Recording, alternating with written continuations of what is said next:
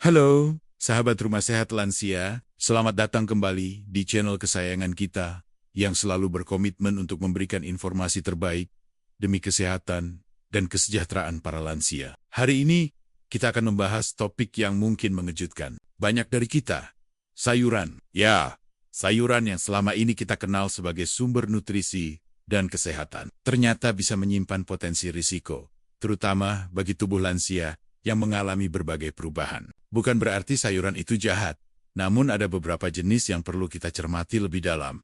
Mengapa demikian? Karena tubuh lansia memiliki karakteristik unik yang membuat mereka lebih rentan terhadap efek tertentu dari makanan. Mari kita selami lebih jauh agar kita bisa tetap menikmati manfaat sayuran tanpa khawatir. Permasalahan utama yang seringkali luput dari perhatian adalah anggapan bahwa semua sayuran itu selalu baik untuk semua orang, tanpa terkecuali. Padahal, bagi lansia, beberapa jenis sayuran yang umum kita konsumsi justru bisa menimbulkan masalah kesehatan jika tidak dikonsumsi dengan bijak. Tubuh lansia mengalami penurunan fungsi organ, sistem pencernaan yang melemah, serta metabolisme.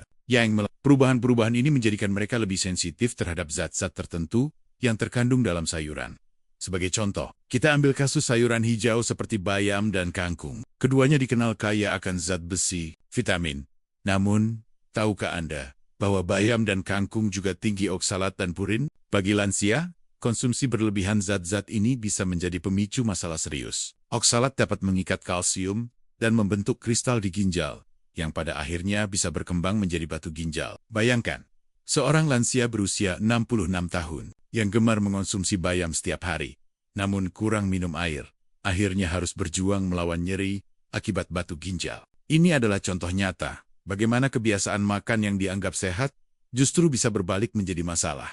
Selain itu, purin yang tinggi dalam bayam dan kangkung juga dapat meningkatkan kadar asam urat dalam darah. Peningkatan asam urat ini, jika tidak terkontrol, bisa memicu serangan gout atau radang sendi yang sangat menyakitkan bagi lansia yang seringkali sudah memiliki riwayat nyeri sendi atau masalah persendian lainnya. Kondisi ini tentu akan memperburuk kualitas hidup mereka. Mereka akan kesulitan bergerak, melakukan aktivitas sehari-hari, bahkan hanya untuk berjalan sekalipun.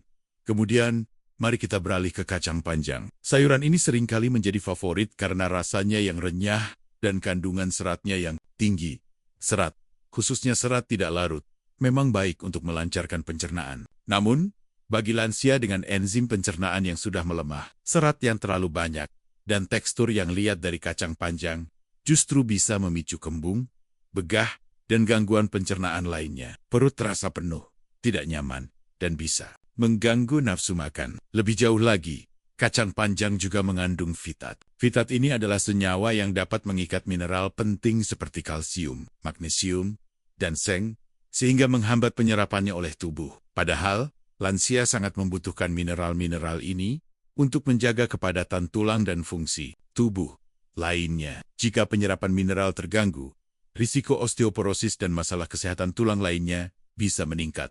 Terong, sayuran ungu yang lezat ini, juga tidak luput dari perhatian. Terong mengandung solanin, senyawa alami yang sebenarnya berfungsi sebagai pertahanan tanaman. Dalam jumlah kecil, solanin tidak berbahaya. Namun, pada beberapa lansia yang sensitif, atau jika dikonsumsi dalam jumlah besar, solanin bisa menyebabkan iritasi ringan pada saluran pencernaan. Lebih parahnya, terong juga bisa memicu alergi tersembunyi pada sebagian lansia. Gejalanya bisa bervariasi, mulai dari sakit perut, mual, diare, hingga ruam kulit. Pernah ada kasus seorang pria berusia 69 tahun yang setelah makan banyak terong bakar, tiba-tiba mengalami reaksi alergi yang cukup parah. Ini menunjukkan bahwa respons tubuh setiap individu bisa berbeda, dan lansia perlu lebih waspada.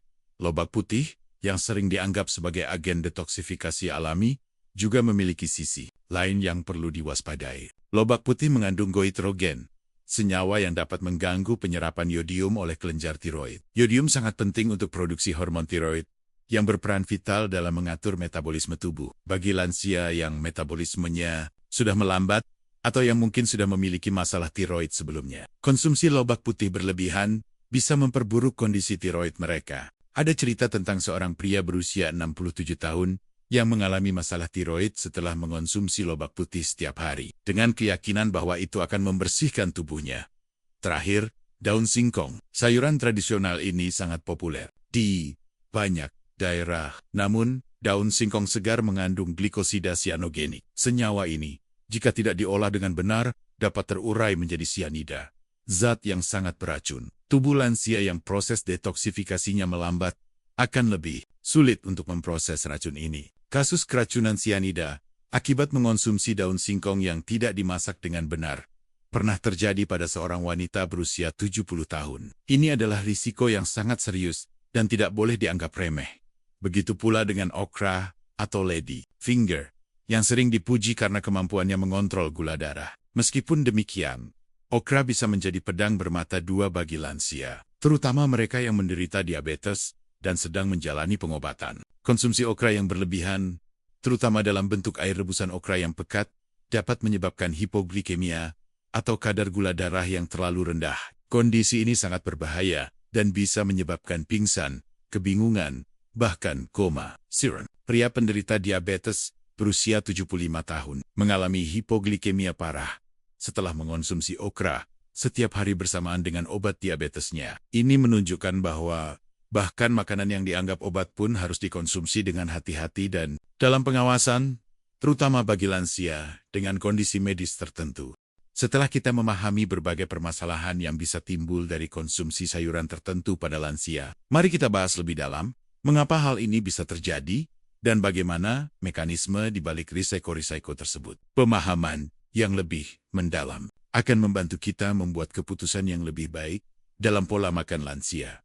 Pertama, kita kembali ke bayam dan kangkung dengan kandungan oksalat dan purinnya. Oksalat adalah senyawa organik yang secara alami ditemukan di banyak tanaman. Ketika oksalat masuk ke dalam tubuh, ia dapat berikatan dengan kalsium di saluran pencernaan. Jika ada kelebihan oksalat dan kalsium yang tidak terikat, mereka bisa membentuk kristal kalsium oksalat di ginjal. Kristal-kristal ini adalah cikal bakal batu ginjal. Pada lansia, fungsi ginjal cenderung menurun seiring bertambahnya usia, sehingga kemampuan ginjal untuk menyaring dan membuang zat-zat sisa, termasuk oksalat, juga berkurang. Akibatnya, risiko pembentukan batu ginjal menjadi lebih tinggi. Selain itu, purin adalah senyawa yang dipecah menjadi asam urat dalam tubuh. Pada lansia, metabolisme purin mungkin tidak seefisien dulu, dan kemampuan ginjal untuk mengeluarkan asam urat juga bisa menurun. Akumulasi asam urat yang berlebihan dalam darah dapat membentuk kristal urat di sendi, menyebabkan peradangan dan nyeri hebat yang dikenal sebagai GUT. Kedua, mengenai kacang panjang dan serat tidak larutnya, serta fitat. Serat tidak larut memang penting untuk kesehatan usus, membantu pergerakan feses dan mencegah sembelit. Namun, pada lansia, produksi enzim pencernaan seperti amilase, lipase, dan protease cenderung berkurang. Enzim-enzim ini sangat penting untuk memecah karbohidrat, lemak, dan protein. Ketika serat tidak larut yang sulit dicerna masuk ke saluran pencernaan yang sudah melemah, proses fermentasi oleh bakteri usus bisa menghasilkan gas berlebihan, menyebabkan kembung dan ketidaknyamanan. Sementara itu, fitat atau asam fitat adalah senyawa yang ditemukan pada biji-bijian, kacang-kacangan, dan beberapa sayuran. Fitat memiliki kemampuan untuk mengikat mineral seperti kalsium, magnesium, seng, dan zat besi, membentuk kompleks yang tidak dapat diserap oleh tubuh. Ini berarti, meskipun lansia mengonsumsi makanan kaya mineral, penyerapan mineral tersebut bisa terhambat jika ada banyak fitat dalam makanan mereka. Kondisi ini bisa memperburuk defisiensi mineral yang mungkin sudah ada pada lansia, terutama kalsium yang krusial untuk kesehatan tulang. Ketiga, tentang terong dan solanin. Solanin adalah glikoalkaloid yang ditemukan dalam tanaman nightshade, termasuk terong, kentang, dan tomat. Senyawa ini berfungsi sebagai pestisida alami tanaman. Dalam jumlah kecil, solanin umumnya aman. Namun, pada individu yang lebih sensitif, seperti beberapa lansia, atau jika terong tidak dimasak dengan sempurna, solanin dapat menyebabkan gangguan pencernaan ringan. Gejala seperti mual, muntah, diare, atau sakit perut bisa muncul. Selain itu, reaksi alergi terhadap terong, meskipun jarang, bisa terjadi. Sistem kekebalan tubuh lansia mungkin bereaksi berlebihan terhadap protein tertentu dalam terong, memicu respons alergi yang bisa bermanifestasi sebagai ruam kulit, gatal-gatal, atau bahkan masalah pernapasan pada kasus yang parah. Penting untuk diingat bahwa memasak terong hingga matang dapat membantu mengurangi kadar solanin. Keempat, lobak putih, dan goitrogen. Goitrogen adalah senyawa yang dapat mengganggu fungsi kelenjar tiroid dengan menghambat penyerapan yodium. Yodium adalah elemen kunci yang dibutuhkan kelenjar tiroid untuk memproduksi hormon tiroid, tiroksin, dan triodotiroid. Hormon-hormon ini mengatur metabolisme tubuh, mulai dari detak jantung, suhu tubuh, hingga penggunaan energi. Pada lansia, metabolisme cenderung melambat secara alami. Jika ada gangguan tambahan dari goitrogen, produksi hormon tiroid bisa terganggu, menyebabkan kondisi seperti hipotiroidisme. Gejala hipotiroidisme meliputi kelelahan, peningkatan berat badan, kulit kering, rambut rontok, dan sensitivitas terhadap dingin. Memasak lobak putih dapat membantu mengurangi kadar goitrogen. Namun konsumsi berlebihan tetap perlu diwaspadai, terutama bagi lansia yang sudah memiliki riwayat masalah tiroid. Kelima, daun singkong dan glikosida sianogenik. Ini adalah salah satu risiko paling serius. Glikosida sianogenik adalah senyawa yang, ketika dicerna, dapat melepaskan hidrogen sianida, zat yang sangat beracun. Sianida mengganggu kemampuan sel tubuh untuk menggunakan oksigen, yang dapat menyebabkan kerusakan organ dan bahkan kematian jika terpapar dalam jumlah besar. Tubuh manusia memiliki mekanisme detoksifikasi untuk mengatasi sejumlah kecil sianida. Namun pada lansia, mekanisme ini mungkin tidak seefisien orang muda. Oleh karena itu, konsumsi daun singkong yang tidak diolah dengan benar atau bahkan dalam jumlah besar dapat menjadi sangat berbahaya. Proses perebusan yang lama dan membuang air. Rebusan pertama sangat penting untuk mengurangi kadar glikosida sianogenik secara signifikan. Terakhir, okra dan efeknya pada gula darah. Okra mengandung serat larut dan senyawa lain yang dapat membantu memperlambat penyerapan gula dari saluran pencernaan, sehingga membantu mengontrol kadar gula darah. Ini adalah manfaat yang baik bagi penderita diabetes. Namun, masalah muncul ketika okra dikonsumsi berlebihan, terutama dalam bentuk ekstrak atau air rebusan pekat, bersamaan dengan obat-obatan penurun gula darah. Efek gabungan ini bisa menyebabkan penurunan gula darah yang terlalu drastis, atau hipoglikemia. Gejala hipoglikemia meliputi pusing, gemetar, keringat dingin, kebingungan, dan dalam kasus parah, pingsan atau koma. Lansia yang menderita diabetes seringkali sudah mengonsumsi obat-obatan yang kuat, sehingga penambahan makanan dengan efek penurun gula darah yang signifikan harus dilakukan dengan sangat hati-hati dan di bawah pengawasan medis. Melihat berbagai potensi risiko yang telah kita bahas, bukan berarti kita harus menghindari sayuran-sayuran ini sepenuhnya. Kuncinya adalah pada konsumsi yang bijak, persiapan yang tepat, dan pemahaman akan kondisi tubuh lansia itu sendiri. Berikut adalah solusi dan saran praktis yang bisa diterapkan di rumah sehat lansia untuk bayam dan kangkung. Batasi porsi dan frekuensi.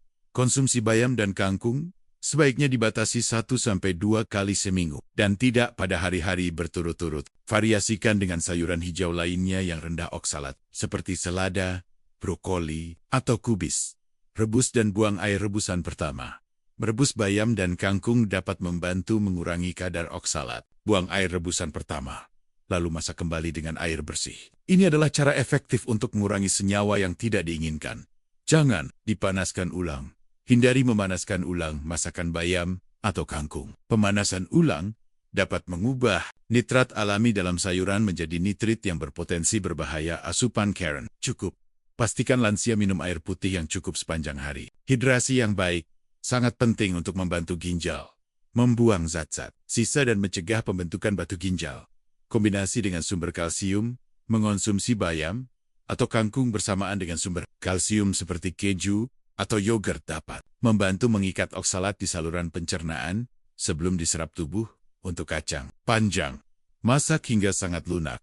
Pastikan kacang panjang dimasak hingga benar-benar lunak. Ini akan memudahkan proses pencernaan dan mengurangi risiko kembung. Porsi kecil. Sajikan kacang panjang dalam porsi kecil dan kombinasikan dengan makanan lain yang lebih mudah dicerna, seperti nasi putih atau protein hewani yang lembut. Pilih metode masak yang tepat. Hindari metode masak yang membuat kacang panjang tetap renyah. Lebih baik dikukus atau direbus hingga empuk. Variasi sayuran.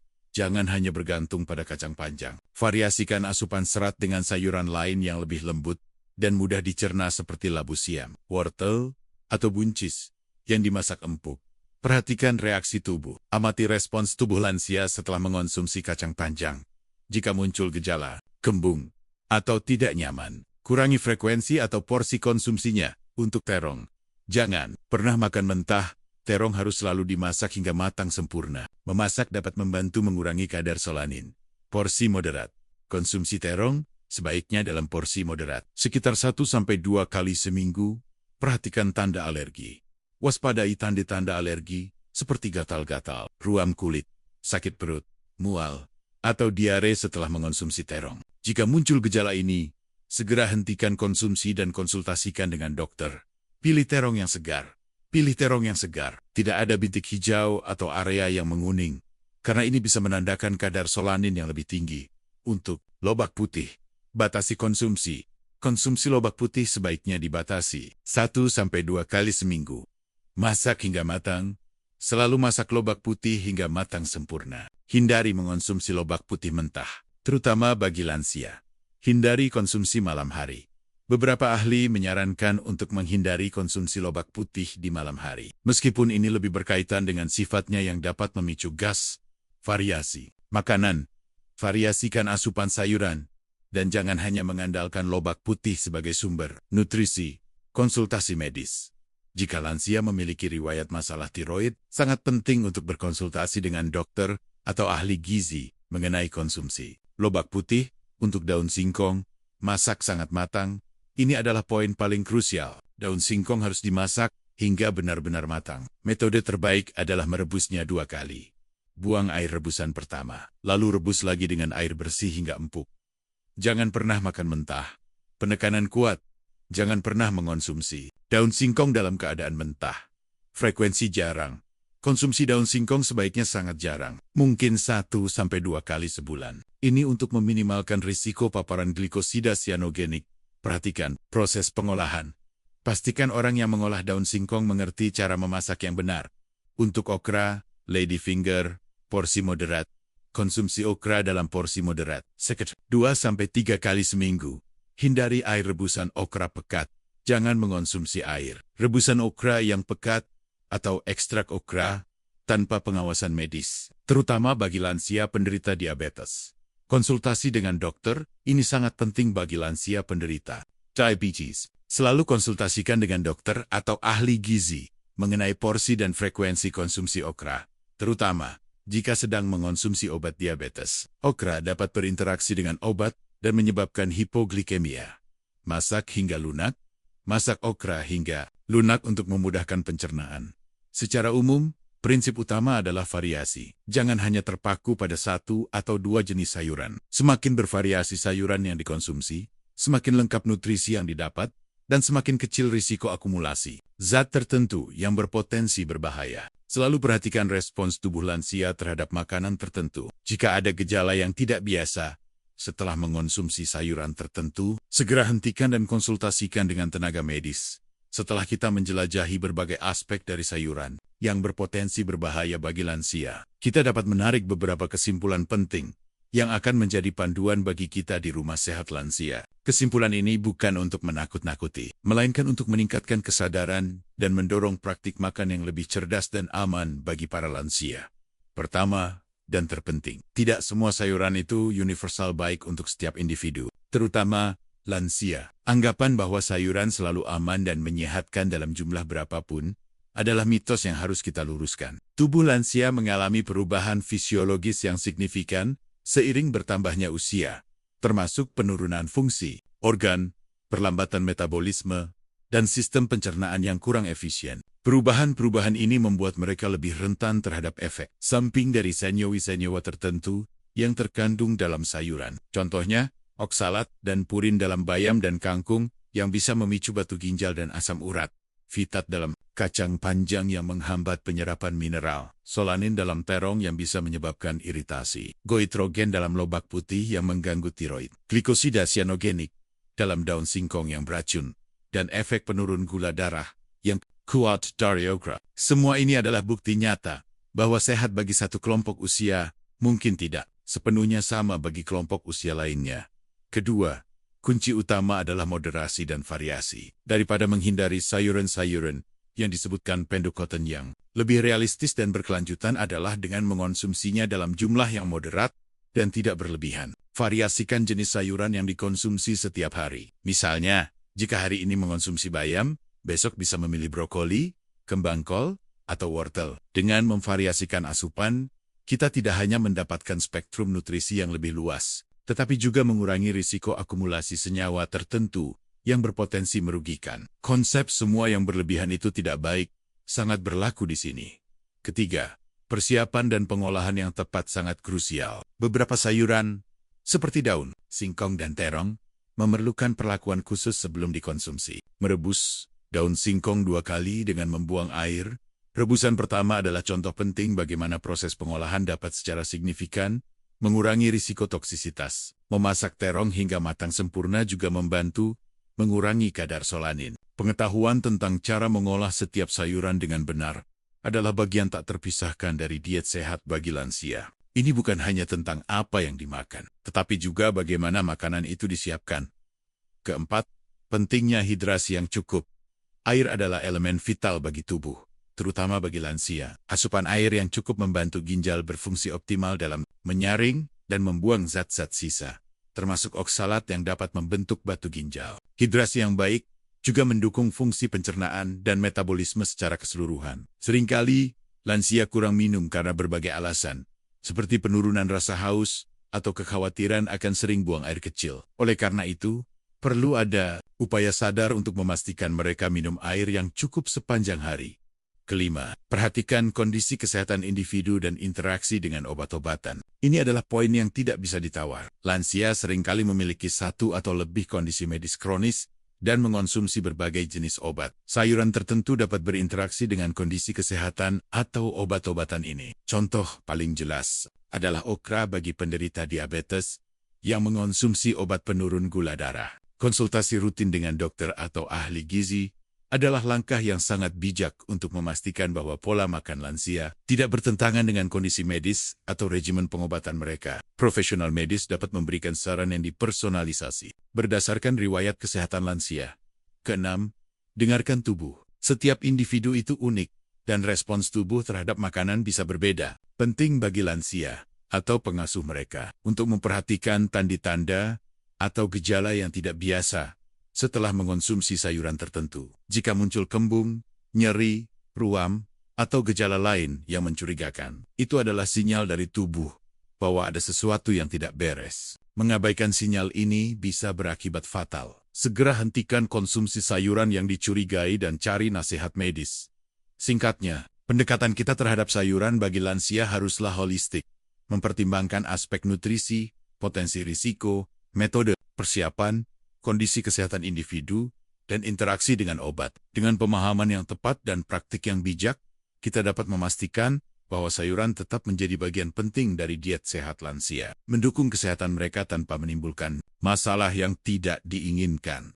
Sahabat Rumah Sehat Lansia, kita telah membahas secara mendalam tentang bagaimana beberapa sayuran yang kita anggap sehat bisa memiliki potensi risiko bagi lansia. Ingatlah, tujuan kita bukan untuk menakut-nakuti atau melarang, melainkan untuk memberikan informasi yang memberdayakan Anda agar dapat membuat pilihan makanan yang lebih cerdas dan aman. Kesehatan lansia adalah prioritas kita bersama. Dengan pengetahuan yang tepat dan penerapan yang bijak, kita bisa memastikan bahwa para lansia tetap mendapatkan nutrisi terbaik dari alam tanpa harus khawatir.